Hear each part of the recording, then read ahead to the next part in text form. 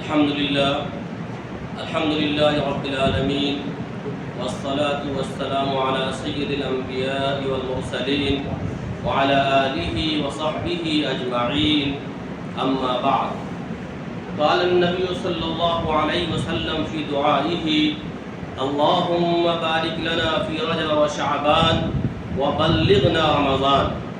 او كما قال علیہ الصلوۃ والسلام۔ محترم بزرگوں، دوستوں اور میرے عزیز ساتھیوں، آج 15ویں شعبان کی رات ہے۔ آج کی رات کو اردو کے اندر شب برات کہتے ہیں۔ عربی زبان کے اندر اس رات کو لیلۃ البراء کے نام سے یاد کیا جاتا ہے۔ براء کے معنی آتے ہیں قطع تعلق کرنا، بری کرنا۔ کیونکہ اس رات کی خصوصیت یہ ہے کہ انسان توبہ اور استغفار کر کے اللہ کے سامنے اپنے گناہوں کی ندامت کر کے اور اس کا اظہار کر کے گناہوں سے قطع تعلق کر لیتا ہے، اس لیے اسے لیلۃ البراء کہا جاتا ہے۔ دوسری توجیہ علماء نے یہ لکھی ہے کہ آج کی رات چونکہ اللہ جل وعلا بے شمار لوگوں کی گناہوں کو معاف کرتا ہے اور جہنم سے برات کا پروانہ اس کے لیے لکھتا ہے، اس لیے آج کی رات کو لیلۃ البراء کہا جاتا ہے۔ محترم بزرگوں، آج کی رات کے بارے میں بہت سارے اختلافات ہیں۔ آج کل چونکہ یوٹیوب کا زمانہ ہے اور ہر شخص یوٹیوب پر آج کی رات کی فضیلت کے بارے میں دیکھتا ہے اور پھر ایک تذبذب کا، ایک پریشانی کا شکار ہو جاتا ہے، ایک کشمکش کا شکار ہو جاتا ہے کہ آج کی رات کی حقیقت کیا ہے۔ بالکل دو اوپینین ہیں اور وہ بالکل دونوں ہی ایکسٹریم پہ ہیں۔ ایک اوپینین تو یہ ہے کہ آج کی رات کی کوئی حقیقت ہی نہیں، کوئی فضیلت نہیں اور عام راتوں کی طرح آج کی بھی رات ہے۔ جبکہ ایک دوسرا اوپینین یہ بھی ہے کہ آج کی رات کو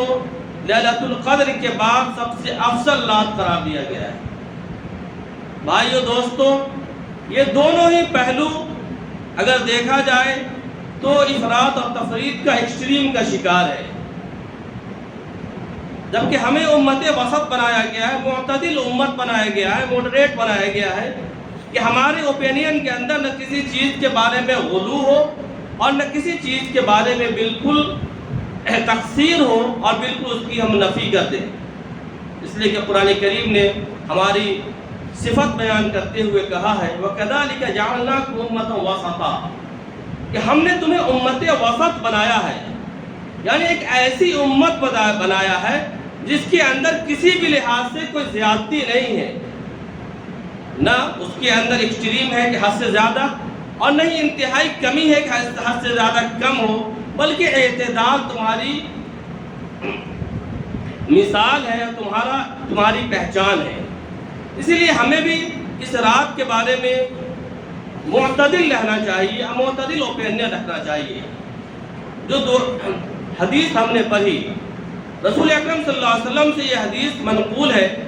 کہ آپ صلی اللہ علیہ وسلم اپنی دعاؤں میں ارشاد فرمایا کرتے تھے جب رجب کا مہینہ شروع ہوتا، اللہم بارک لنا فی رجب و شعبان، اے اللہ ہمارے لیے برکت رکھ دے رجب کے مہینے میں اور شعبان کے مہینے میں، وبلغنا رمضان، اور ہمیں پہنچا دے رمضان تک۔ یعنی رجب اور شعبان کے مہینے میں ہمارے اندر عبادت، اللہ کی فرمانبرداری، طاعت کے اندر زیادتی ہو، برکت ہو، ہماری صحت اچھی رہے، اور یہ شعبان کے مہینے میں بھی ہو، وبلغنا رمضان، اور رمضان تک ہم صحیح سلامت پہنچ جائیں اور رمضان مبارک کی جو اصل رحمتوں کا مہینہ ہے اس مہینے کا ہم استقبال کر سکیں۔ اس حدیث کو اگر ہم دیکھیں، اس دعا کو دیکھیں تو اس سے پتہ ہی چلتا ہے کہ اصل دولہا رمضان ہے۔ یہ دونوں مہینے رجب اور شعبان، یہ دونوں مہینے رمضان المبارک کی تیاری کے لیے ہے کہ رمضان کی آمد سے پہلے ہم اپنے دل کو گناہوں سے پاک کر لیں، صاف کر لیں۔ کیونکہ جو گناہگار انسان ہوتا ہے، گناہگار دل ہوتا ہے، وہ دل اللہ کی طرف رغبت اس کے اندر نہیں ہوتی، اللہ کی عبادت کرنے کو جی نہیں چاہتا۔ لہذا اپنی توبہ اور استغفار کے ذریعے سے اپنے گناہوں پر ندامت کا اظہار کر کے ہم اس طریقہ سے صاف اور شفاف ہو جائیں کہ رمضان المبارک کے اصل جو رحمت کا مہینہ ہے اس رحمت سے ہم فیضیاب ہو سکیں اور اس رحمت مہینے کی ہم قدر کر سکیں۔ ہوتا یہ ہے کہ ہم رمضان المبارک کے مہینے میں ہم غفلت برتتے ہیں اور ان کی راتوں کی جو قدر ہونی چاہیے ہم وہ قدر نہیں کرتے۔ قرآن کریم نے خود اللہ تعالیٰ نے اپنے بارے میں ارشاد فرمایا ہے وَمَا قَدَرُ اللَّهَ حَقَّ قَدْرِهِ، کہ جس طریقے سے اللہ کا ریسپیکٹ ہونا چاہیے، اللہ کی قدر ہونی چاہیے، حقیقت یہ ہے کہ لوگوں نے اس طرح کی قدر نہیں کی۔ لہذا رمضان مبارک کی جس طریقے سے قدر ہونی چاہیے وہ قدر چھوٹتی چلی جا رہی ہے، اور یہ شعبان کے یہ مہینے اور 15ویں شعبان میں ہم پوری عبادت کر کے رات جاگ کر کے ہم یہ سوچ لیتے ہیں کہ اب ہم پورے سال کے لیے ہم فری ہو گئے۔ یہ بالکل انتہائی غلط ہے، اس لیے کہ یہ تو ایک پیش خیمہ ہے، یہ تو ایک سمبل ہے۔ اصل جو مظہر ہے اللہ کی رحمتوں کے نزول کا وہ تو آنا باقی ہے رمضان مبارک کا۔ اسی لیے رسول اکرم صلی اللہ علیہ وسلم ان مہینوں کا کثرت سے اہتمام کیا کرتے تھے۔ بعض روایتوں کے اندر آتا ہے کہ رسول اکرم صلی اللہ علیہ وسلم شعبان کے مہینے میں اتنا روزہ رکھتے تھے، حضرت عائشہ فرماتی ہیں کہ اتنا روزہ آپ نے کسی اور مہینے میں نہیں رکھا، بلکہ بعض روایتوں سے یہ معلوم ہوتا ہے کہ پورے رمضان شعبان کے مہینے میں حضور اکرم صلی اللہ علیہ وسلم نے روزہ رکھا ہے، لیکن اپنی امت کو منع کیا ہے۔ کیوں؟ اس لیے کہ اگر امت کمزور ہے، اگر امت شعبان میں پورے مہینے کا روزہ رکھنے لگے تو شاید وہ کمزور ہو جائے اور اس کمزوری کی وجہ سے رمضان المبارک میں روزہ صحیح سے نہ رکھ سکے اور رمضان المبارک کے روزے کا جو اہتمام ہونا چاہیے تھا وہ نہیں کر سکے۔ اس لیے اپنی امتیوں کے لیے تو منع کیا، لیکن خود رسول اکرم صلی اللہ علیہ وسلم کا معمول یہ تھا کہ آپ اس میں بکثرت روزہ رکھا کرتے تھے۔ یہ متعدد احادیث کے اندر منقول ہے۔ اب اس کے بعد ہم دیکھتے ہیں کہ آج کی رات کے بارے میں احادیث کے اندر روایتیں کیا کیا ہیں۔ مختلف روایتیں ہیں۔ اہل حدیث کے مشہور عالم گزرے ہیں علامہ عبد الرحمن مبارک پوری، ان کی ایک کتاب ہے ترمذی شریف کی شرح ہے تحفۃ الاحوذی کے نام سے، اس میں انہوں نے ترمذی شریف کی ایک حدیث کی شرح کے ضمن میں لکھا ہے کہ تقریباً 10 احادیث ہیں جو شعبان کے مہینے کی فضیلت کو بتاتی ہے، اور اتفاق کی بات یہ ہے کہ یہ 10 حدیثیں سند کے لحاظ سے جو چین ہے اس چین کے لحاظ سے کمزور ہے، لیکن علامہ عبد الرحمن مبارک پوری ان حدیث کو نقل کرنے کے بعد ارشاد فرماتے ہیں کہ اتنی کثرت سے یعنی 10 روایتوں کا موجود ہونا اس بات کی دلیل ہے کہ اس رات کی کوئی نہ کوئی فضیلت ہے اور اس کی کوئی بنیاد ہے۔ اس رات کی فضیلت بے بنیاد نہیں۔ اسی لیے ہر زمانے کے اندر علماء، فقہاء، محدثین، صوفیاء، اولیاء آج کی رات کا اہتمام کرتے ہیں۔ ترمذی شریف کے اندر روایت ہے، حضرت عائشہ رضی اللہ تعالی عنہ فرماتی ہیں کہ ایک رات ہم نے حضور اکرم صلی اللہ علیہ وسلم کو اپنے بستر پر نہیں پایا، کیونکہ وہ رات کی باری تھی حضرت عائشہ رضی اللہ تعالی عنہ کا۔ حضرت عائشہ کو پریشانی ہوئی کہ حضور اکرم صلی اللہ علیہ وسلم کہاں تشریف لے گئے۔ آپ اٹھی حضرت عائشہ اور حضور اکرم صلی اللہ علیہ وسلم کو تلاشنے لگی۔ تلاشتے ہوئے حجرہ مبارکہ کے بغل میں جنت البقیع تھا، جنت البقیع حضرت عائشہ تشریف لے گئی۔ جب جنت البقیع تشریف لے گئی تو دیکھا کہ حضور اکرم صلی اللہ علیہ وسلم مغفرت کی دعا کر رہے ہیں اور دعا استغفار کر رہے ہیں، مرحومین کے لیے استغفار کر رہے ہیں، ان کے لیے مغفرت کی دعا کر رہے ہیں۔ حضور اکرم صلی اللہ علیہ وسلم نے عائشہ کو دیکھا تو ظاہر ہے کہ بیوی تھی، ایک مذاقیہ جملہ استعمال کیا، ہم اس کی مذاقیہ کہہ سکتے ہیں کہ کیا تم یہ سمجھتی ہو کہ تم پر اللہ اور اس کے رسول نے ظلم کیا ہے؟ یعنی حضور اکرم صلی اللہ علیہ وسلم کہنے کا مقصد یہ تھا کہ تم نے یہ سمجھا کہ آج تمہاری باری ہے تو آج کی رات شاید میں کہیں اور چلا گیا، کسی اور بیوی کے پاس چلا گیا، کیونکہ حضور اکرم صلی اللہ علیہ وسلم نے اپنی بیویوں کے درمیان باری لگا رکھی تھی کہ آج فلاں کے یہاں کل دوسرے کے یہاں، اب وہ رات حضرت عائشہ کی تھی۔ حضرت عائشہ نے فرمایا کہ مجھے یہ گمان ہوا کہ شاید کسی کام کی وجہ سے آپ اپنی کسی اہلیہ کے پاس تشریف لے گئے ہوں گے۔ پھر حضور اکرم صلی اللہ علیہ وسلم نے ارشاد فرمایا، عائشہ آج تم جانتی ہو آج کی رات کون سی رات ہے؟ حضرت عائشہ نے فرمایا اللہ و رسول عالم، کہ اللہ اور اس کا رسول ہی بہتر جانتا ہے۔ پھر حضور اکرم صلی اللہ علیہ وسلم نے ارشاد فرمایا کہ آج 15ویں شعبان کی رات ہے، اور آج کے دن اللہ جل وعلا آسمان دنیا پر تشریف لاتا ہے۔ آسمان دنیا پر تشریف لانے کی کیا توجہ ہو سکتی ہے؟ یہ متشابہ ہے، کیونکہ کسی چیز کا اوپر سے نیچے آنے کے لیے کئی چیزیں ضروری ہیں۔ سب سے پہلے کہ اس کے اندر جسم ہونی چاہیے، پھر وہ آہستہ آہستہ اوپر سے نیچے آئے۔ ظاہر ہے کہ اللہ جل وعلا کی ذات جسم سے پاک ہے اور انسانی کمزوریوں سے پاک ہے، اس لیے اللہ تعالیٰ کس طرح تشریف لاتا ہے اور کس طرح سے تشریف لایا یہ متشابہ ہے۔ اس کی توجیہ اور اس کی اصل مثال ہم اپنے عقل سے نہیں سمجھ سکتے، اسی لیے محدثین ایسی روایات کو یا قرآن کریم کے اندر جو ایسی آیتیں ہیں ان کو کہتے ہیں کہ متشابہ ہے، کہ ان کی اصل حقیقت ہم نہیں سمجھ سکتے، یہ اللہ اور اس کا رسول ہی بہتر جانتا ہے۔ تو اللہ تعالیٰ آسمان دنیا پر تشریف لاتا ہے، اور پھر اللہ تعالیٰ کی طرف سے اعلان ہوتا ہے، اور وہ اعلان متعدد احادیث کے اندر مختلف چیزوں کا ذکر ہے۔ اعلان ہوتا ہے کوئی مغفرت کا چاہنے والا جس کی میں مغفرت کروں، ہے کوئی رحمت کا طالب کہ وہ طلب کرے مجھ سے رحمت کہ میں اس کے اوپر رحم کروں، ہے کوئی رزق کا طالب جس کی رزق میں تنگی ہو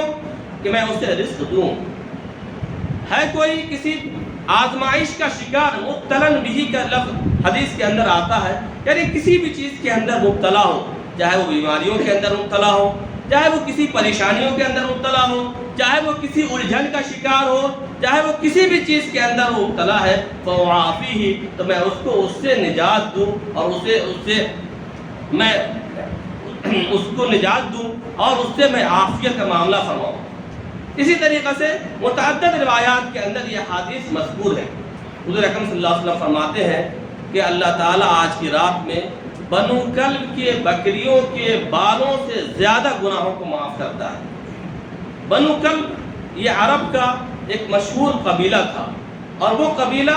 بکریوں کو بہت زیادہ پالتا تھا، ان کی بکریاں بھیڑ بہت زیادہ ہوتی تھی۔ حضور اکرم صلی اللہ علیہ وسلم نے فرمایا کہ بکریوں کے اندر جو بال ہے، اس بال کی جو تعداد ہے، اس تعداد سے زیادہ اللہ تعالیٰ معاف فرماتا ہے۔ اب اس کے اندر بھی محدثین کے اوپینین دو ہے کہ اس سے مراد کیا ہے، کیا اس بال سے زیادہ لوگوں کی مغفرت کرتا ہے اللہ تعالیٰ، یا پھر اتنی زیادہ گناہوں کو لوگوں کے معاف کرتا ہے؟ عام طور پر محدثین کی رائے یہ ہے کہ گناہوں کی مغفرت کرتا ہے، گناہوں کو معاف کرتا ہے، لیکن کچھ لوگوں کی گناہوں کو معاف نہیں کیا جاتا، اور ان کو چھوڑ دیا جاتا ہے کہ ان کو چھوڑ دیا جائے یہاں تک کہ وہ اپنے معاملات کو درست کر لیں۔ وہ جو کچھ لوگ ہیں وہ بہت ہی امپورٹنٹ ہے، ضرورت یہ ہے کہ ہم ان لوگوں کے بارے میں جانیں۔ حضور اکرم صلی اللہ علیہ وسلم نے فرمایا الا اہل الحقد، کینہ پرور انسان، یعنی جس کے دل کے اندر کینہ ہو، بغض ہو، اس کی اللہ تعالیٰ معافی نہیں کرتا، اس کے لیے مغفرت کا پروانہ نہیں لکھتا۔ کینہ کا مطلب یہ ہے کہ ہم کسی کے بارے میں جلن محسوس کریں، حسد محسوس کریں، اور اس کے تکلیف پر ہم خوشی کا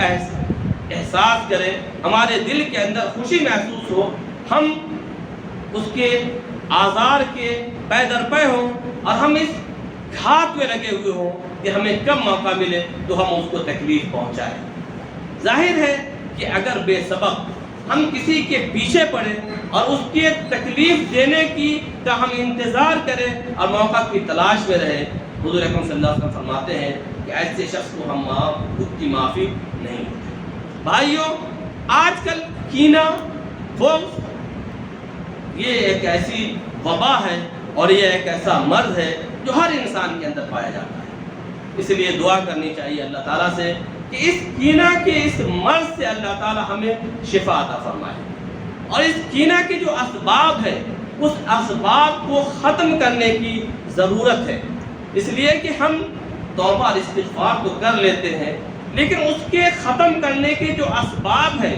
اور اس کینہ کے پیدا ہونے کے جو اسباب ہیں، جو کاؤزز ہیں، اس کاؤزز کی طرف ہماری توجہ نہیں ہوتی۔ عام طور پر کسی کے لیے کسی کے دل میں کینہ ہونے کا سبب کیا ہوتا ہے؟ عام طور پر سبب یہ ہوتا ہے، ایک تو بے سبب ہوتا ہے، ظاہر ہے کہ جو بے سبب ہوتا ہے اس کا تو کوئی علاج نہیں، لیکن جس کے پیچھے سبب ہوتا ہے اور اکثر کوئی نہ کوئی سبب ہوتا ہے، وہ سبب یہ ہوتا ہے کہ ہم نے کسی کا حق مار رکھا ہوتا ہے، ہم نے کسی کے اوپر ظلم کر رکھا ہوتا ہے، ہم نے کسی کا حق دبا رکھا ہوتا ہے۔ ظاہر ہے کہ ہم جس کا حق دبا رکھا ہے، جس پر ہم نے ظلم کر رکھا ہے، وہ اس پوزیشن میں نہیں ہے کہ وہ ہم سے اپنا بدلہ لے سکے، ہم سے بطور قوت چھین سکے، تو وہ ہمارے لیے اس کے دل میں ہمارے لیے کینہ ہوتا ہے۔ اس لیے ضرورت یہ ہے کہ ہم جن کے جو حقوق ہمارے ذمہ واجب ہیں ان حقوق کی ادائیگی کی طرف ہم کوشش کریں اور ادا کرنے کے لیے ہم تگ و دو کریں۔ اس لیے کہ بھائیو دوستو، توبہ سے اور استغفار سے حقوق اللہ تو معاف ہو جائیں گے، لیکن حقوق العباد معاف نہیں ہوگا۔ ہم لاکھ توبہ کر لیں، لاکھ ہم عمرہ کر لیں، لاکھ ہم حج کر لیں، یعنی عبادت جتنی بھی ہم کر لیں، اگر ہم نے حقوق العباد کسی بندے کا حق مار رکھا ہے اور وہ حق ادا نہیں کیا ہے، تو یاد رکھیے کہ وہ حق ہمیں آج نہیں تو کل قیامت کے دن اسے دینا ہوگا۔ ظاہر ہے کہ اس دن دینے کی شکل یہ ہوگی کہ ہماری جو نیکیاں ہوں گی وہ ہم سے چھین کر ان کو دے دی جائیں گی، اور اگر ہمارے پاس ہم اتنے گناہگار ہیں کہ ہمارے پاس نیکی نہیں، تو اس شخص کے گناہ کو ہمارے اوپر اور ڈال دیا جائے گا۔ اب یاد رکھیے کہ وہ دن جس دن کے بارے میں قرآن کریم کہتا ہے یوم یفر المرء من اخیہ وامہ وصاحبتہ وبنیہ، کہ وہ دن تو ایسا ہوگا کہ اس دن لوگ اپنے بیٹے سے، اپنی بیوی سے، اپنے والدین سے بھاگے، وَلِكُلِّ امْرِئٍ مِّنْهُمْ يَوْمَئِذٍ شَأْنٌ يُغْنِيهِ، اور اس دن ہر شخص کی اپنی ایک الگ حالت ہوگی اور وہ بے نیاز ہوگا۔ وہ کسی دوسرے کو دیکھنے نہیں جائے گا، یہ میرا بیٹا ہے، یہ میری بیوی ہے، یہ میری بہن ہے، کسی کے بارے میں کسی کو پرواہ نہیں ہوگی۔ لہذا ضرورت یہ ہے کہ حقوق العباد کو ادا کرنے کی طرف ہم آج توجہ دیں۔ عام طور پر میراث کے اندر حقوق ہم مارتے ہیں، ہم بیٹیوں کو ان کا حق نہیں دیتے ہیں، ہم بہنوں کو ان کا حق نہیں دیتے ہیں، ہم جہیز کے اندر، شادیوں کے اندر لاکھوں کروڑوں خرچ کر ڈالتے ہیں، اور اس کے اوپر ہم خوشی محسوس کرتے ہیں، فخر محسوس کرتے ہیں، لیکن جس چیز کو دینا چاہیے ہمیں میراث، ہم اس سے محروم کر دیتے ہیں۔ جہاں نہیں دینا چاہیے، جہاں نہیں خرچ کرنا چاہیے، وہاں تو ہم خرچ کرتے ہیں، لیکن جہاں ہمیں خرچ کرنا چاہیے وہاں ہم ہاتھ روک لیتے ہیں۔ بھائیو، یہ جہیز کی رسم یہ تو غیر مسلموں سے آئی، کیونکہ غیر مسلموں کے اندر وراثت کا کوئی خاص تصور نہیں پایا جاتا، لہذا وہ جہیز دے کر کوشش یہ کرتے ہیں کہ جو کچھ ہے ان کو دے دگا کر ختم کر دیا جائے۔ لیکن اسلام نے عورتوں کے لیے باضابطہ حق رکھا ہے، حصہ رکھا ہے کہ ہم ان کا حق ادا کریں، لہذا حقوق العباد کو ادا کرنے کی طرف ہم۔ تو کینہ پرور انسان کی مغفرت نہیں ہے۔ اسی کینہ پرور کے لیے حدیث کے اندر قول مشاحن کا لفظ بھی آتا ہے کہ بغض رکھنے والا شخص، جس کے اندر بغض ہو کسی کے بارے میں، اس کی بھی مغفرت نہیں ہوتی، اور مشرک کی بھی مغفرت نہیں ہوتی۔ مشرک کے درجات مختلف ہیں۔ ہم یہ سمجھتے ہیں کہ مشرک اسی کو کہتے ہیں کہ جو اللہ کے علاوہ کسی دوسرے کو اللہ مانے اور الوہیت کے اندر اللہ کے برابر شریک کرے، لیکن نہیں، شرک کے مختلف درجات ہیں۔ یہ تو شرک سب سے بڑا شرک ہے، شرک اکبر ہے، لیکن اس کے علاوہ شرک اصغر بھی ہے۔ شرک اصغر کی مثال میں یہ دوں کہ ہم نماز پڑھ رہے ہیں، ہمیں یہ خیال آیا کہ نماز پڑھنے کے فلاں شخص آ رہا ہے، وہ مجھ کو دیکھ لے کہ نماز پڑھتا ہوا دیکھ لے، یہ بھی شرک ہے۔ اس لیے کہ جو ہم اب نماز کو ہم طویل کر رہے ہیں اور نماز کو ہم دراز کر رہے ہیں، یہ نماز کو طویل کرنا یہ اللہ کی رضا کے لیے نہیں ہے، اللہ کی خوشی کے لیے نہیں ہے، اللہ کی بندگی کے لیے نہیں ہے، بلکہ ہم تو کسی دوسرے شخص کو خوش کرنے کے لیے، کسی دوسرے کے سامنے نمازی کہلوانے کے لیے۔ اسی طریقے سے علماء نے لکھا ہے کہ امام صاحب نماز پڑھا رہے ہیں، ان کو معلوم ہو گیا کہ صدر صاحب آ رہے ہیں، اب انہوں نے نماز کی رکعت لمبی کر دی، اب یہ جو لمبی کر دی ہے رکعت، یہ صدر صاحب کے لیے لمبی ہوئی ہے، یہ بھی شرک کا ایک حصہ ہے۔ شرک کے مختلف درجات ہیں، قرآن کے احادیث کے اندر اول مشرک کا لفظ آیا ہے، اور یہ قاعدہ ہے کہ جب مطلق کسی چیز کا استعمال کیا جائے تو اس کے تمام درجات کے اوپر وہ شامل ہوتا ہے۔ اس لیے دعا یہ کرنی چاہیے کہ اللہ تعالیٰ نے ہمیں شرک اکبر سے بھی محفوظ رکھے اور شرک اصغر سے بھی ہمیں محفوظ رکھے۔ اسی طریقہ سے حدیث کے اندر آتا ہے او عاق کل والدین، اپنے والدین کا نافرمان، یعنی کوئی شخص اپنے والدین کا نافرمان ہو تو ایسے شخص کی بھی مغفرت نہیں ہوتی۔ بھائیو، اس کے اندر بھی میں کہنا چاہتا ہوں کہ ہمارے یہاں یک طرفہ طور پر ہم یہ چاہتے ہیں کہ بچے باپ کے حقوق ادا کریں، لیکن باپ کے اوپر جو بچے کے حقوق ہیں ہم اس سے غافل ہو جاتے ہیں۔ بچوں کا کیریئر بنانے کی تو ہمیں فکر ہوتی ہے کہ ہم اسے ڈاکٹر بنا دیں، انجینئر بنا دیں، اچھا بڑا بزنس مین بنا دیں، لاکھ پتی یا کروڑ پتی بنا دیں، لیکن اس کا کیریکٹر بھی بنا دے، اس کو اس لائق بھی بنا دے کہ جس نے اس کو پیدا کیا ہے اس کے نعمت کی شکر کا اظہار اس کے اندر ہو، اور وہ یہ سمجھے کہ ہمارا جو خالق ہے اس خالق کا شکر ہمیں کیسے ادا کرنا ہے، اس کی بندگی ہمیں کیسے کرنی ہے۔ ظاہر ہے جب ہم نے اس کو اپنے خالق کا شکر گزار نہیں بنایا تو پھر وہ آپ کا شکر گزار کیسے ہو سکتا ہے؟ اس لیے کہ اصل تو خالق ہے، آپ تو اس بچے کے پیدا کرنے کے ایک سبب ہے، ایک کاؤز ہے، اصل خالق تو اللہ کی ذات ہے۔ جب ہم نے اس کو اصل خالق سے محروم کر دیا تو بچہ ظاہر ہے کہ آپ کا بنا فرمان ہے۔ اس لیے بیلنس باقی رکھنی چاہیے کہ ہم اپنے بچوں کو کے حقوق کو بھی ادا کرنے کی کوشش کریں، اور بچوں کی بھی ذمہ داری ہے کہ ہم اپنے والدین کے حقوق ادا کرنے کی کوشش کریں، اور ان کے تئیں ہمارے اوپر جو ذمہ داریاں عائد ہیں، جو ہمارے تئیں سے ڈیوٹیز عائد ہیں، ہم ان کو ادا کریں گے۔ اسی لیے اللہ تعالیٰ نے باضابطہ بچوں کو اپنے ماں باپ کے لیے دعائیں سکھائی ہیں، رب ارحمہما کما ربیانی صغیرا، کہ آپ اپنی دعاؤں میں کہیے اے پروردگار ہمارے والدین کے اوپر رحم فرمائیے، کما ربیانی صغیرا، جیسا کہ انہوں نے ہمارے بچپن میں ہمارے اوپر رحم کیا تھا۔ بچپن میں کیسے رحم کیا تھا؟ ہمیں گرنے نہیں دیا، ہم چلتے تھے، ہم ڈاوا ڈول ہوتے تھے، لڑ کھڑاتے تھے، والدین پکڑ لیتے تھے، گرنے نہیں پائے۔ آج جب وہ بوڑھے ہو گئے ہیں تو ان کی بھی ذمہ داری ہمارے اوپر یہ ہے کہ ان کو ہم کسی بھی لحاظ سے کمزور نہ ہونے دیں، ان کو ہم کسی لحاظ سے گرنے نہ دیں، ان کو ہم کسی کے لحاظ سے محتاج ہونے نہ دیں، ان کو کسی لحاظ سے ہم بیمار نہ ہونے دیں اور پریشان نہ ہونے دیں۔ یہ ہماری ذمہ داری بنتی ہے، اور ظاہر ہے کہ ہم ان کی مدد تو کر سکتے ہیں، لیکن ان کو عافیت، ان کے لیے جو چیز رحم چاہیے وہ ہم نہیں کر سکتے۔ اس لیے اللہ تعالیٰ نے ہمیں سکھایا، اور خود یہ دعائیں حضور اکرم صلی اللہ علیہ وسلم سے کہا گیا، وَقُلْ رَبِّ ارْحَمْهُمَا، آپ کہیے کہ میرے پروردگار ہمارے والدین کے اوپر رحم فرمائیے۔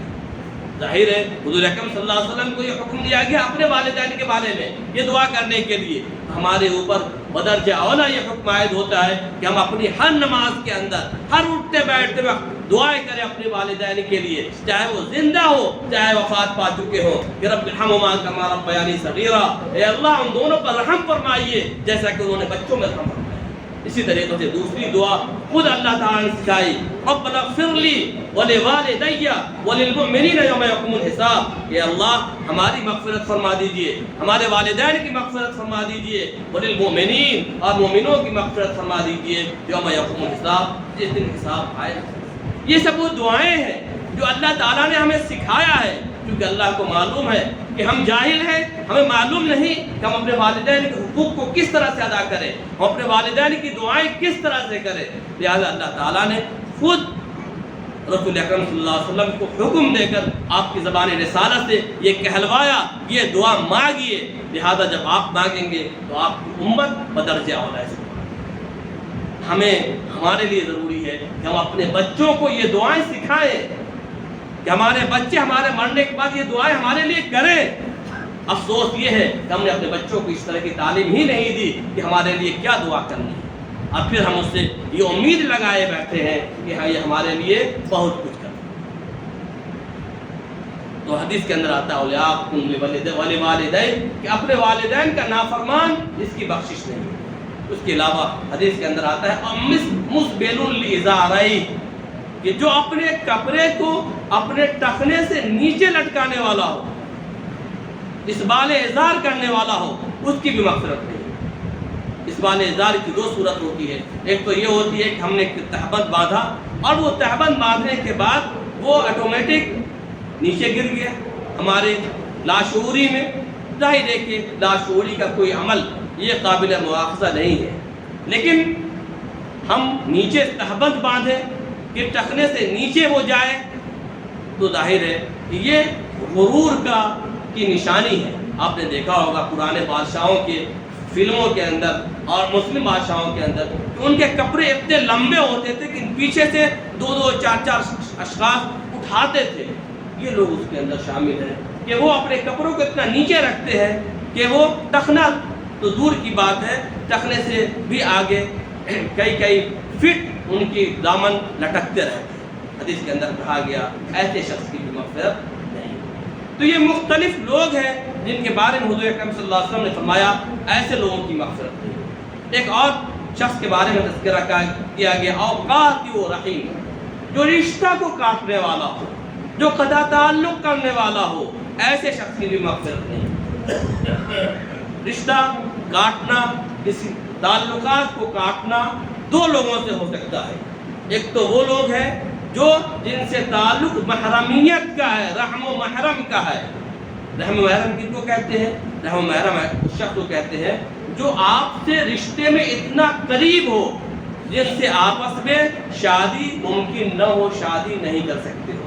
مثال کے طور پر بہن ہے، شادی نہیں ہو سکتی، بیٹی ہے، شادی نہیں ہو سکتی، خالہ ہے، شادی نہیں ہو سکتی، پھوپھی ہے، شادی نہیں ہو سکتی۔ تو ایسے دو شخصوں کے درمیان جس میں آپس میں شادی کا رشتہ قائم نہیں ہو سکتا ہے، یہ رحیم و محرم کہلاتا ہے۔ اور اس کے بارے میں قرآن کریم کی آیات کے اندر اور احادیث کے اندر بہت زیادہ تاکید آئی ہے کہ اس کو توڑنے والا، اس کو قطع کرنے والا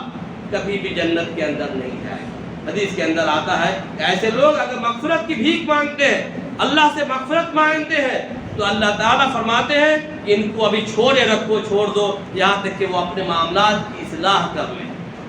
لہذا جب وہ معاملات کی اصلاح کر لیں گے پھر ان کی مغفرت ہوگی، اور جب تک وہ اپنے معاملات کی اصلاح نہیں کریں گے ان کی مغفرت نہیں ہوگی۔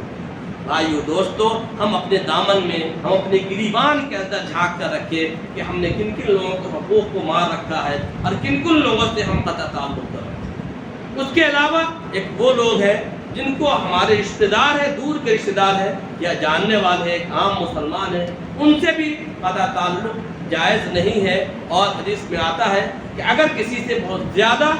غصہ ہو کسی بات پر تو 3 دن کی اجازت ہے کہ 3 دن تک اس سے قطع تعلق کیا جا سکتا ہے۔ 3 دن کے بعد اس سے قطع تعلق کرنا جائز نہیں ہے، بلکہ 3 دن تک کے بعد اس سے سلام کرنا اور اسے تعلق کو بحال کرنا یہ ضروری ہے۔ ہاں الا یہ کہ وہ شخص ایسا شخص ہو جو شریعت کو پامال کرنے والا ہو، جو گناہگار ہو، شرابی ہو، جواری ہو، اور کسی شریعت کے کسی کاؤز کی وجہ سے ہم نے اس سے تعلق کیا ہے، وہ بدچلن انسان ہے، ایسے شخص سے تعلق نہیں رہنے چاہیے، تو یہ الگ بات ہے۔ شریعت اس کی اجازت دیتی ہے اس لیے کہ وہ شریعت کو کا مذاق اڑانے والا ہے، لیکن شریعت کی وجہ سے نہیں، اپنے تعلقات کی وجہ سے، اپنے رنجش کی وجہ سے اگر کوئی شخص سے ہم اس قدر ناراض ہے کہ ہم 3 دنوں سے زیادہ ہم تعلقات کو ختم کریں، حدیث کے اندر آتا ہے کہ ایسا تعلق ختم ہو کہ جب وہ ملے تو ایک طرف چہرہ کر لے، دوسرا دوسری طرف چہرہ کر لے، یہ شخص اس شخص کی مغفرت نہیں ہوتی۔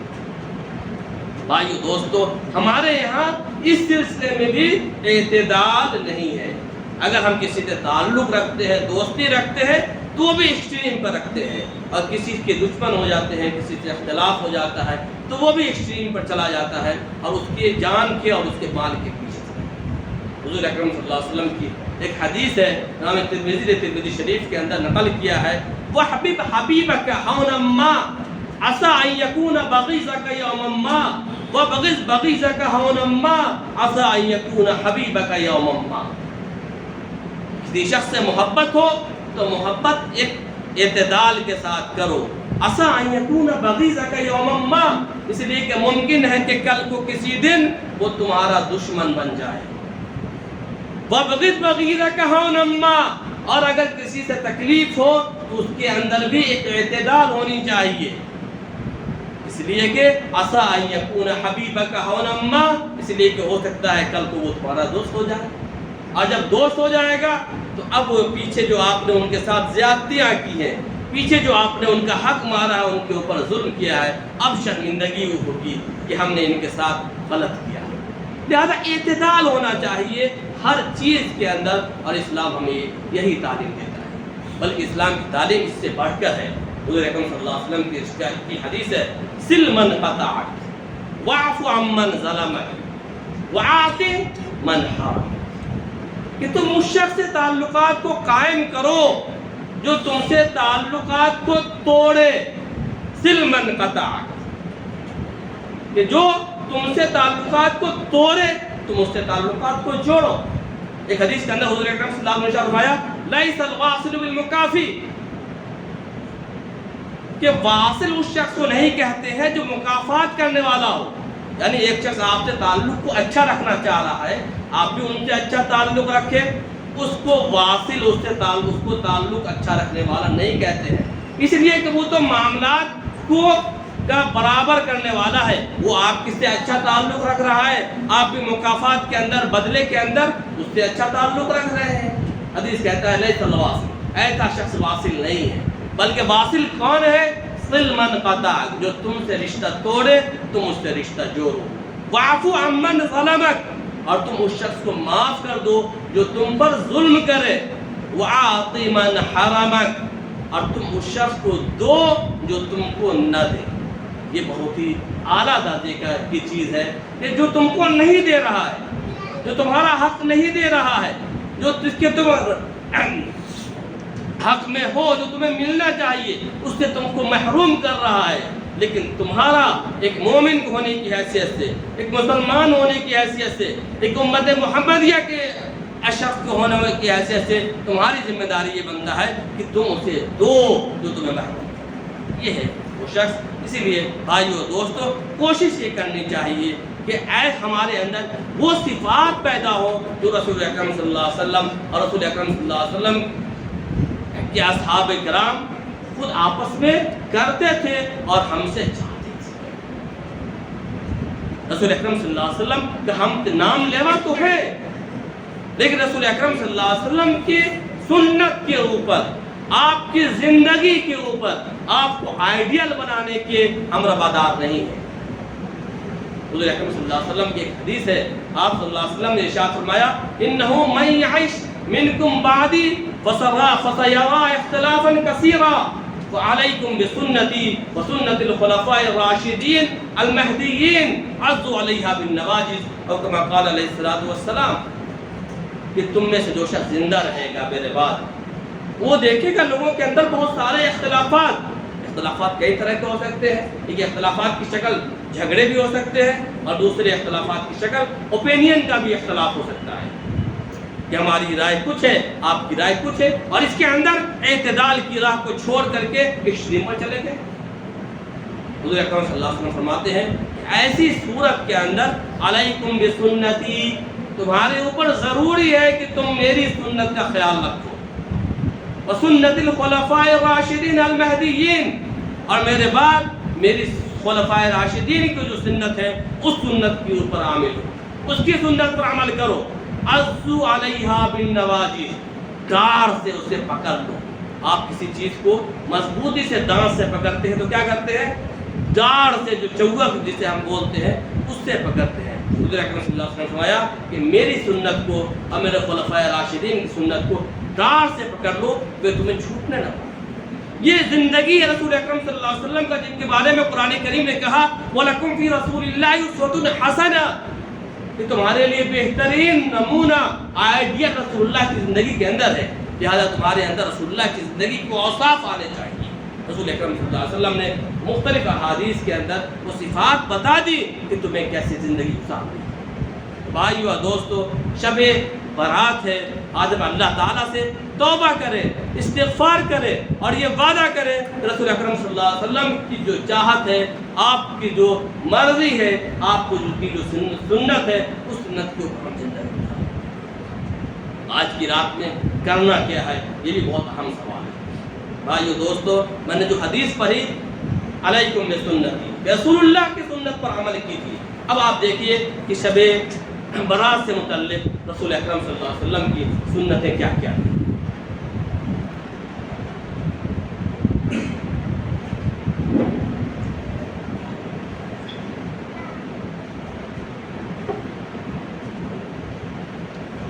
ایک حدیث کے اندر آتا ہے، لیلۃ البراء سے متعلق ہے، حضرت عائشہ فرماتی ہے کہ رسول اکرم صلی اللہ علیہ وسلم سجدے میں چلے گئے، اور اتنا طویل سجدہ فرمایا آپ نے کہ مجھے ڈر محسوس ہونے لگا، اندیشہ محسوس ہونے لگا کہ نعوذ باللہ حضور کی وفات تو نہیں ہوگی۔ میں گئی اور رسول اللہ کو ہلکا سا حرکت دی کہ رسول اللہ کے اندر زندگی ہے کہ نہیں۔ رسول اکرم صلی اللہ علیہ وسلم نے پھر حرکت کی تو مجھے احساس ہوا کہ رسول اللہ صلی اللہ علیہ وسلم زندہ ہے۔ ایک طویل سجدہ آپ نے فرمایا، اور پھر طویل سجدہ فرمانے کے بعد اور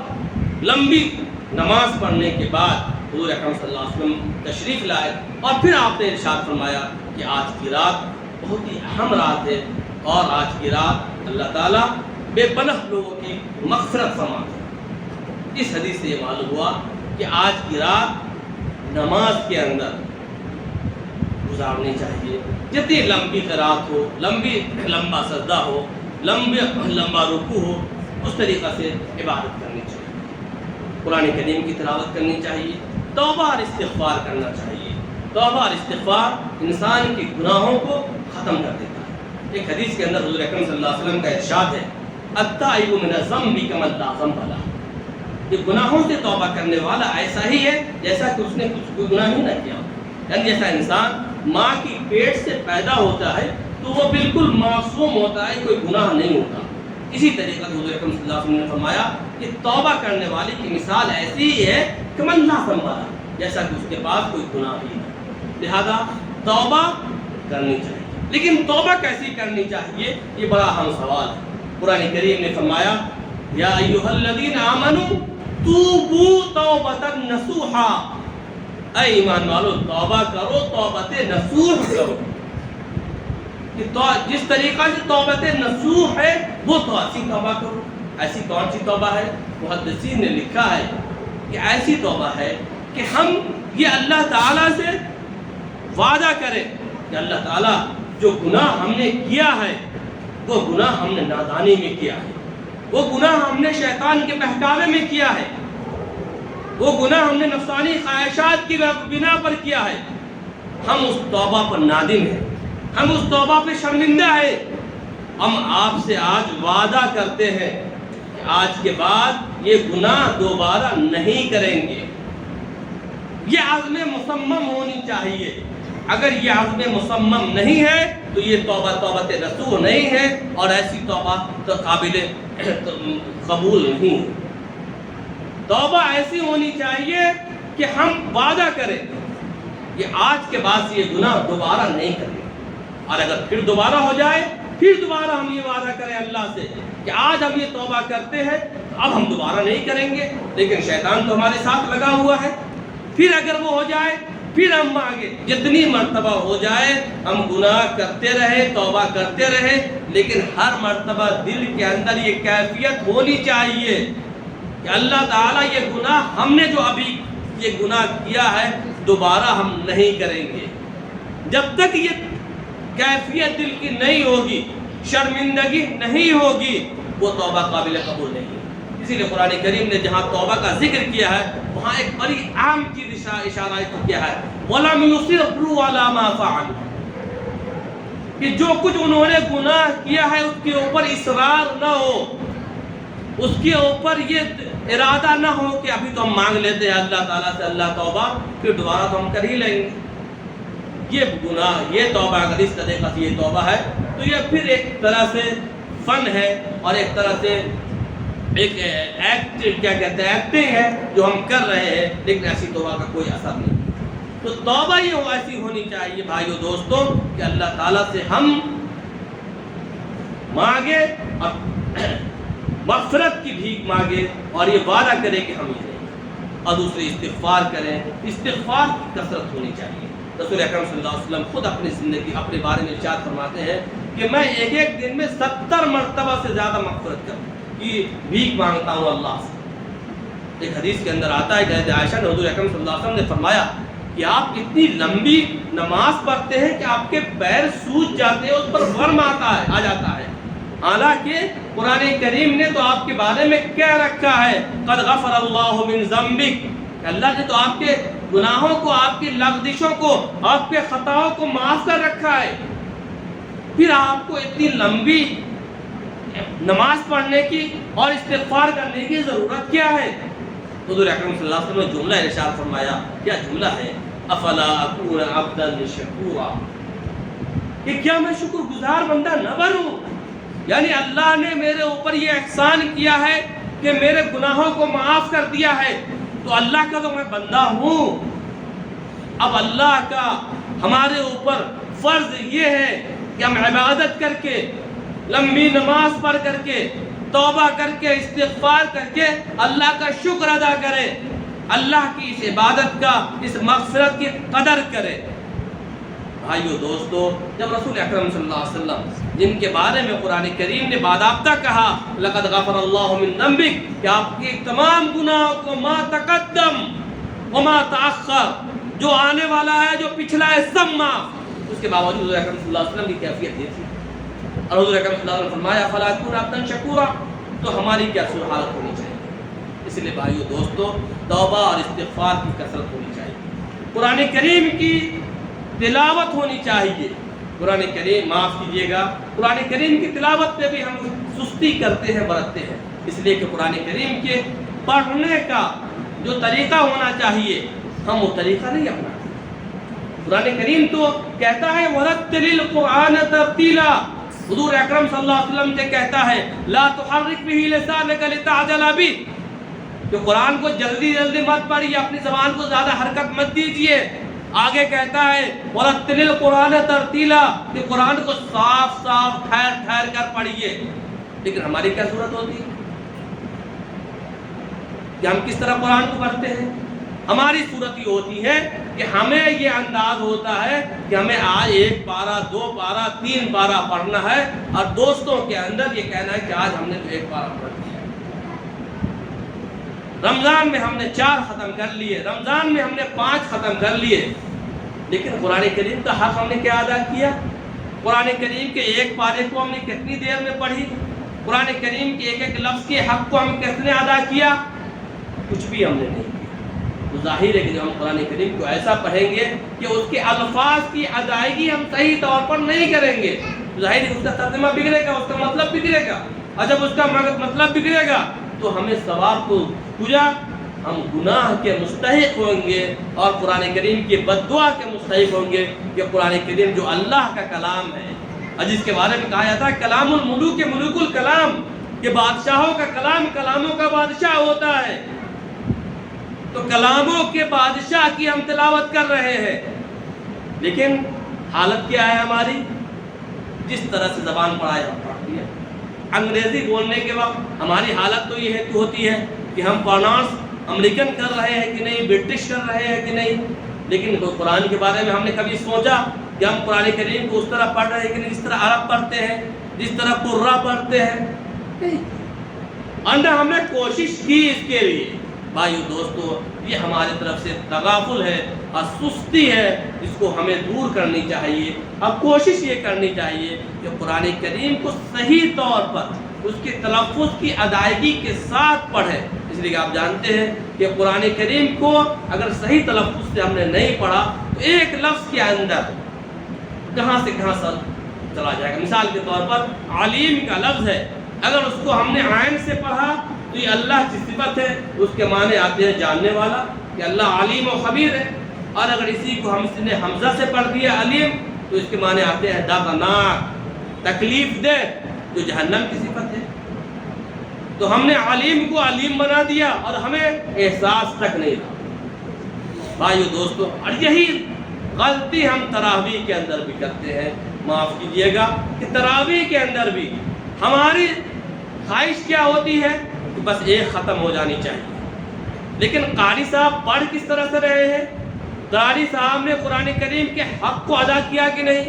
قاری صاحب نے قرآن کریم کے الفاظ کے مطلب کو بگاڑ کر تو نہیں رکھ دیا؟ اس سے ہمیں کوئی سروکار نہیں ہوتا، اس سے ہمیں کوئی مطلب نہیں ہوتا۔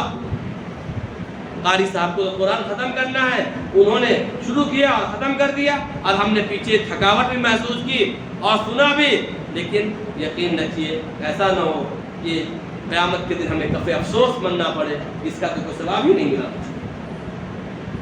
اس لیے بھائیو دوستو، معذرت کے ساتھ یہ بات عرض کرتا ہوں کہ ہم اپنی زندگی کے اندر جھانکیں، اپنی زبان کے اندر جھانکیں اور اللہ سے یہ عہد کریں کہ جو اللہ نے حقوق دیے ہمارے اوپر، ہم اس حقوق کو ادا کرنے کی کوشش کریں۔ کلام اللہ کا جو حق ہے وہ ادا کرنے کی ہم کوشش کریں۔ تو قرآن کریم کی کثرت ہونی چاہیے۔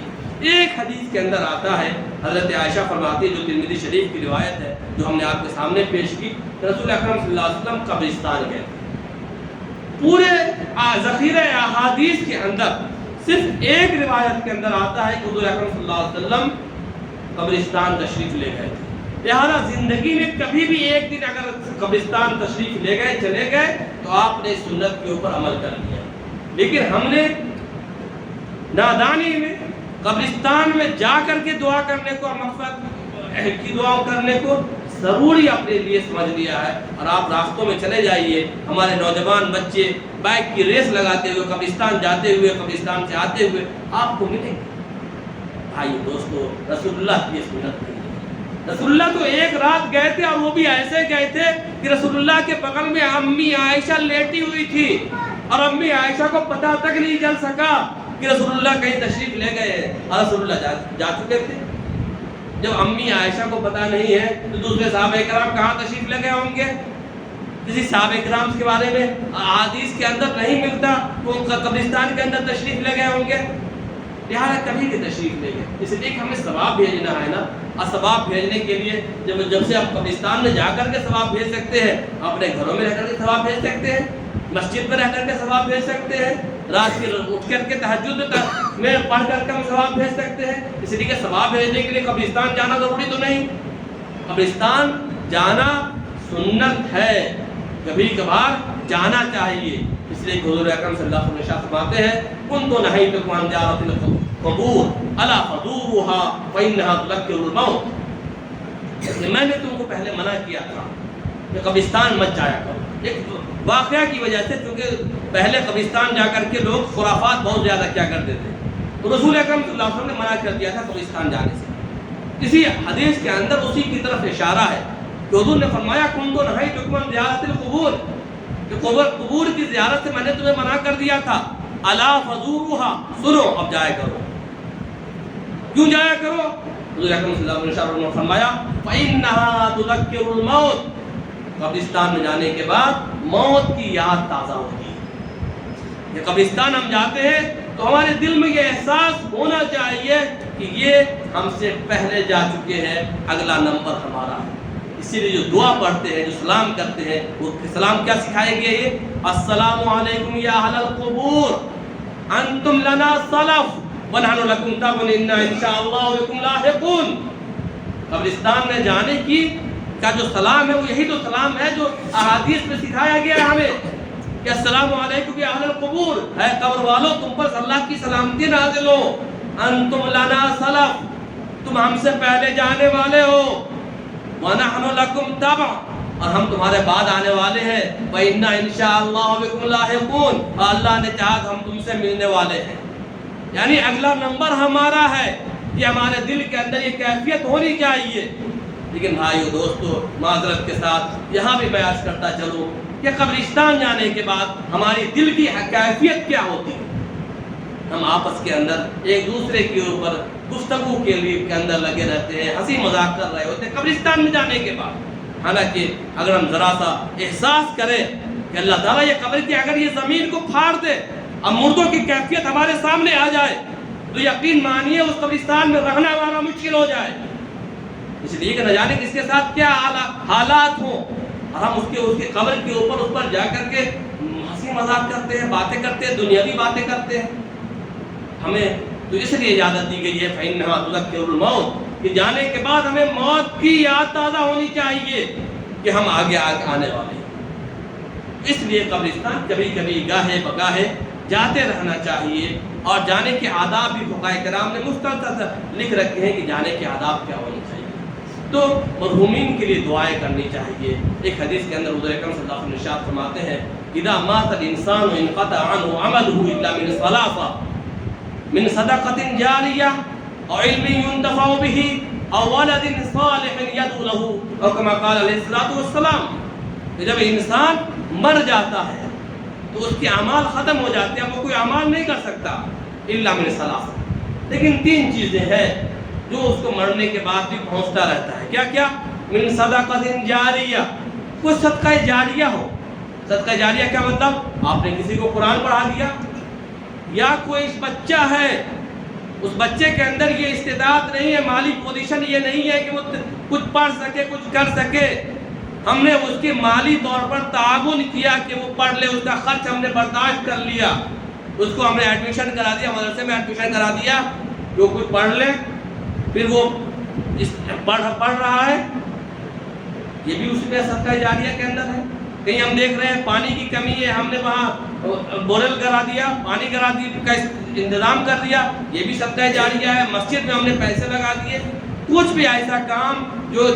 جو کنٹینیو جاری ہو، جس سے فائدہ اٹھایا جاتا رہے، یہ صدقہ جاریہ ہے، اس کا ثواب ملتا رہے گا۔ ہر شخص کو یہ کرنا چاہیے کہ صدقہ جاریہ ضرور کرنی چاہیے، چاہے جتنا بھی اللہ نے سہولت دی ہو اور استطاعت دی ہو، صدقہ جاریہ ضرور کرنی چاہیے کہ یہی آپ کو مرنے کے بعد آپ کو ملنے والا ہے۔ کوئی بھی ایسا کام کر دیجئے جس سے دوسرا فائدہ اٹھائے اور آپ کو اس کا ثواب مرنے کے بعد ملتا رہے۔ اور علم ينتفع به، یا کوئی علم چھوڑا ہو، جیسے ہم نے مثال دی کہ ایسے بچوں کو ہم نے تیار کر دیا، جو بچے قرآن کریم پڑھ رہے ہیں، عبادت سے جڑے ہوئے ہیں، وہ جب تک وہ بچے عبادت کرتے رہیں گے، پھر وہ بچے جس کو سکھائیں گے وہ بچے، پھر وہ جن کو سکھائیں گے بچے، بالکل اس طرح سے کنٹینیو جاری رہے گا، وہ سارا ثواب ہمارے حصے میں بھی آتا رہے گا، ہمارے حصے کے بعد۔ او ولد صالح يدعو له، یا نیک لڑکا جو اپنے والدین کے لیے دعائیں کرے۔ بھائیو دوستو، ہم اپنے اولاد کے بارے میں یہ ضرور کوشش کریں کہ ہم ان کو اس لائق بنا دیں کہ ہمارے مرنے کے بعد وہ ہمارے لیے دعائیں کر سکے۔ جیسا کہ ہم نے عرض کیا آپ کے سامنے ابھی کہ ہم نے اس لائق اگر نہیں بنایا تو یقین مانیے کہ کل کافی افسوس ماننا ہوگا کہ جس کے لیے ہم نے کروڑوں روپے چھوڑے، جن کے لیے ہم نے پراپرٹی بنائی، آج وہ بچہ اس لائق نہیں ہو سکتا ہے کہ اس کو ہمارے لیے ایک کام بھی کر سکے اور ہمارے لیے استغفار کر سکے، توبہ کر سکے اور ایک آیت پڑھ کر کے ہم کو بھیج سکے۔ اولا صالح يدعو له، ہم نے ایسے نیک اولاد کو چھوڑا ہی نہیں، تو بچوں کی کیریئر بنانے سے زیادہ ضروری یہ ہے کہ ہم اس کے کیریکٹر کو بنانے کی کوشش کریں اور نیک اولاد بنانے کی کوشش کریں۔ پھر قرآن کریم نے اسی لیے سکھایا ہے دعا، ربنا اغفر لنا وَلِإِخْوَانِنَا الَّذِينَ سَبَقُونَا بِالْإِيمَانِ، اے اللہ ہماری مغفرت فرما دیجئے اور ان لوگوں کی مغفرت فرما دیجئے جو ہم سے پہلے سبقت کر چکے ایمان کے اندر۔ ظاہر ہے کہ ہم نے ایمان لائی، ہم سے پہلے سبقت کرنے والے میں ہمارے ماں باپ ہیں، ہمارے دادا ہیں، پردادا ہیں، جتنے بھی ہمارے لوگ ہیں، ہمارے رشتہ دار ہیں جو ہم سے پہلے جا چکے۔ قرآن کریم نے سکھائی ان لوگوں کے لیے دعائیں کرو اس آیت کے ذریعے سے کہ ان لوگوں کی مغفرت کر دے۔ ہم نے اپنے بچوں کو یہ آیتیں سکھائی نہیں، یہ دعائیں سکھائی نہیں،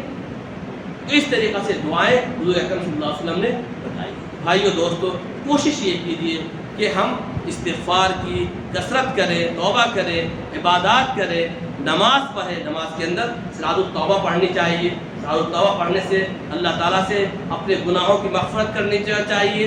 صلاۃ الحاجت پڑھنی چاہیے، اور جو بھی ضرورت ہو، چاہے دینی ہو چاہے دنیاوی ہو، جائز مقصد ہو، اللہ کے سامنے ہم گر گرائیں، اللہ کے سامنے روئیں کہ یہ ضرورت ہماری اللہ تعالیٰ پورا کر دے۔ صلاۃ التسبیح پڑھنی چاہیے۔ صلاۃ التسبیح کی بہت ساری فضیلت آئی ہے حدیث کے اندر، گرچہ بعض لوگوں نے اس کا بھی انکار کیا ہے، لیکن متعدد لوگوں نے کہا ہے کہ صلاۃ التسبیح سے متعلق جو حدیث ہے وہ حدیث صحیح ہے۔ خود یعنی حدیث کے بڑے عالم ہیں علامہ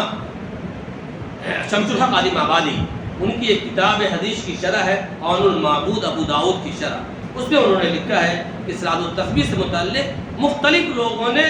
کتابیں لکھی ہے اس کی صحت سے متعلق۔ علامہ ابن مندہ رحمۃ اللہ علیہ نے باضابطہ ایک کتاب لکھی ہے صلاۃ التسبیح سے متعلق۔ صلاۃ التسبیح کے متعلق بڑی روایت موجود ہے۔ حضور اکرم صلی اللہ علیہ وسلم نے اپنے چچا حضرت عباس سے ارشاد فرمایا، اے چچا، کیا میں آپ کو کوئی تحفہ ہدیہ نہ کروں، کوئی تحفہ نہ دوں؟ حضرت عباس نے فرمایا ضرور ضرور دو۔ انہوں نے کہا کہ میں آپ کو ایک نماز بتاتا ہوں، اگر آپ اس نماز کو پڑھ لیں گے تو آپ کے بڑے گناہ بھی معاف ہو جائیں گے، چھوٹے گناہ بھی معاف ہو جائیں گے، اگلے گناہ بھی معاف ہو جائیں گے، پچھلے گناہ بھی معاف ہو جائیں گے، جان بوجھ کر کیے جانے والے بھی گناہ معاف ہو جائیں گے، نادانی میں بھی کیے جانے والے گناہ معاف ہو جائیں گے۔ اور پھر حضرت عباس کو حضور اکرم صلی اللہ علیہ وسلم نے ارشاد فرمایا کہ اگر موقع میسر ہو تو روزانہ یہ دعا پڑھیں، یہ نماز پڑھیں۔ اگر روزانہ نہیں پڑھ سکتے ہیں تو ہفتے میں جمعہ کے دن پڑھیں۔